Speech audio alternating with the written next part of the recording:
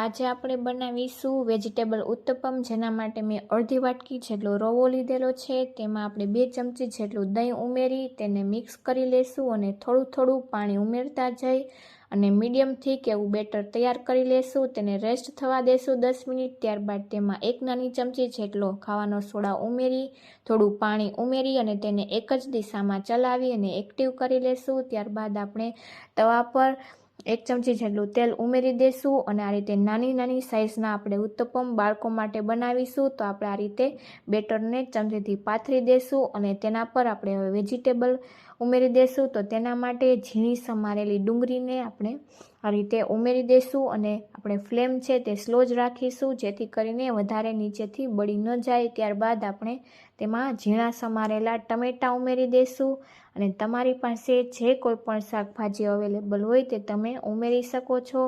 હવે ત્યારબાદ આપણે બાફેલા વટાણા છે તેને પણ આ રીતે થોડા થોડા ઉમેરી દેશું અને ત્યારબાદ આપણે તેમાં બીજા વેજીટેબલમાં આપણે ખમણેલું ગાજર છે તેને પણ આપણે ઉમેરી દેશું।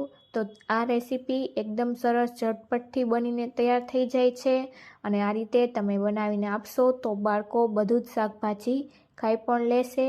તો તમે એકવાર આ રીતે સવારમાં નાસ્તામાં જરૂરથી બનાવીને આપજો અને ત્યારબાદ આપણે કેપ્સિકમના થોડા ટુકડા છે તેને પણ આપણે ઉમેરી દેશું અને આપણે સ્લો ગેસની ફ્લેમ પર જ તેને થવા દેશું અને તેને આપણે 2 મિનિટ જેવું ઢાંકીને થવા દીધેલું। હવે આપણે તેની સાઈડ ચેન્જ કરી લીધેલી છે અને તેના પર તેલ ઉમેરી અને બીજી સાઈડથી પણ આ રીતે ઢાંકી અને 2 મિનિટ થવા દીધેલું। તમે જોઈ શકો છો કે આપણા ઉત્તપમ એકદમ સરસ બનીને તૈયાર થઈ ગયા છે અને બીજો પણ આ રીતે મેં મોટો કરીને લીધેલો છે।